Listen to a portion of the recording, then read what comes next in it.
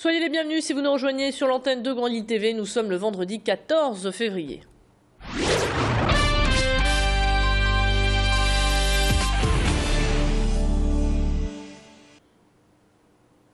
Le tireur suspecté d'être à l'origine de la fusillade de l'île Moulin, arrêté. Un adolescent âgé de 17 ans a été interpellé hier.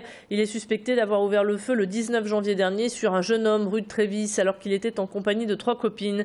La victime a été touchée de 6 balles. Aujourd'hui, le jeune homme recouvre peu à peu la santé. D'autres personnes liées à cette affaire et connues des services de police ont été interpellées. Un rapprochement a été établi avec une autre affaire, celle du mitraillage de la façade d'un hôtel de Villeneuve-d'Ascq. C'était en décembre dernier. L'actualité, c'est aussi une nouvelle tentative de braquage sur la métropole lilloise. Cette fois-ci, c'est une bijouterie de Mouveau qui en a fait les frais. Deux malfaiteurs ont fait éruption dans la boutique pendant qu'un complice attendait à l'extérieur dans un véhicule prêt à démarrer. Ils ont alors menacé d'une arme la vendeuse, mais rapidement le gérant est intervenu et a gazé les malfaiteurs avec une bombe lacrymogène. Les braqueurs ont réussi à prendre la fuite et sont activement recherchés par la police.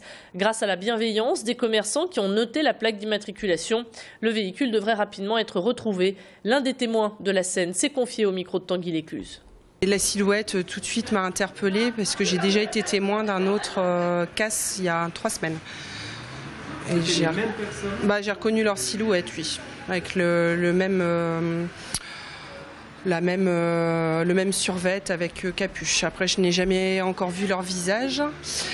Et donc, j'ai vu un premier passer. Je suis sortie, il y avait des clients dans le magasin. On est sortis, on a relevé la plaque d'immatriculation dans lequel est montée une deuxième personne qui était encore chez le bijoutier. Qu'en fait, est sortie en même temps que moi quand je suis sortie du magasin. Et plusieurs commerçants ont été braqués ces dernières semaines sur ce secteur. Aujourd'hui, certains sont à bout de nerfs. On enchaîne et on prend la direction de Roubaix où le musée de la piscine accueille une nouvelle exposition inédite. À partir de demain et jusqu'au 18 mai, il vous sera possible de découvrir les œuvres du peintre français André Fougeron. André Fougeron a souvent trouvé son inspiration dans ses convictions politiques et son engagement en faveur du Front populaire et des Républicains espagnols. À la fin des années 30, il a adhéré au Parti communiste français auquel il est toujours resté fidèle. Très actif dans la résistance durant l'occupation, il a notamment utilisé son atelier comme imprimerie clandestine. Grâce à de nombreux prêts, le musée de la piscine vous propose une belle rétrospective de cet artiste qui place l'humain au cœur d'une réflexion esthétique et philosophique.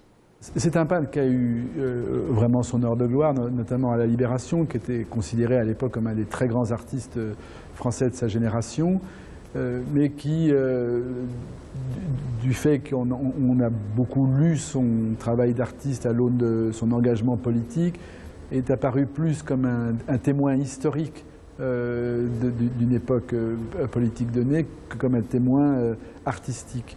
Et cette exposition a comme ambition de montrer qu'avant tout, effectivement, André Fougeron est un peintre. Dans cette édition, nous vous proposons une immersion dans une famille d'accueil. Les Deux Chinquels à Emmerun s'apprêtent pour la 4e fois à accueillir cet été un enfant victime de la catastrophe de Tchernobyl. Tatiana, 11 ans, est ukrainienne. Elle est déjà venue passer quelques semaines chez eux et reviendra un mois cet été pour reprendre des forces. Car une alimentation en France lui permet d'éliminer plus rapidement le césium radioactif contenu dans son organisme. Une expérience enrichissante des deux côtés, un repos ressourçant pour l'enfant et la découverte d'une nouvelle culture pour cette famille au grand cœur. Tatiana est d'ailleurs très attendue. Les 3 garçons de cette famille d'accueil la considèrent comme une sœur. On sait que là-bas il y a eu une explosion à Tchernobyl, donc ça a irradié toutes les cultures, tout. Donc comme ça lui fait manger et respirer du bon air. C'est un peu triste de laisser des Ukrainiens et Ukrainiennes là-bas qui sont un peu malades. Donc je trouve que c'est bien d'en prendre un tous les ans au moins. Ça fait un membre de plus dans la famille, donc c'est comme un ami qui viendrait dormir un mois, sauf que là ça se transforme un peu quand même comme une sœur. Et vous pouvez vous aussi devenir famille d'accueil. L'association Les Enfants de Tchernobyl accueille depuis 26 ans plus de 200 enfants chaque été. Tout à l'heure, nous recevions sur notre plateau Charline Delporte, la présidente de l'ADFI, l'Association pour la défense des familles et de l'individu. La présidente s'inquiète de la montée des dérives sectaires. Cette année, l'association a dû faire face à une hausse des dossiers de 47%. Tout le monde est concerné, les seniors comme les jeunes. L'association appelle donc le public à bien plus de vigilance, notamment sur Internet. L'outil Internet est important et je crois qu'on ne peut plus faire sans.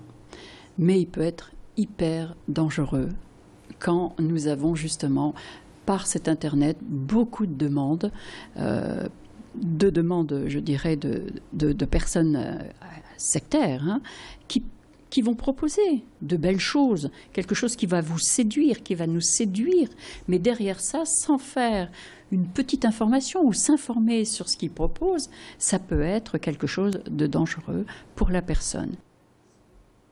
Dernière information sportive avant de refermer cette édition, cette grosse déception pour le Dog Sébastien Corchia. Le joueur repart à Sochaux. Son contrat de 4 ans et demi n'a pas été homologué pour des raisons financières. C'est donc la fin d'un long feuilleton. Fin de ce flash également. On se retrouve dans un instant pour votre météo. Restez avec nous.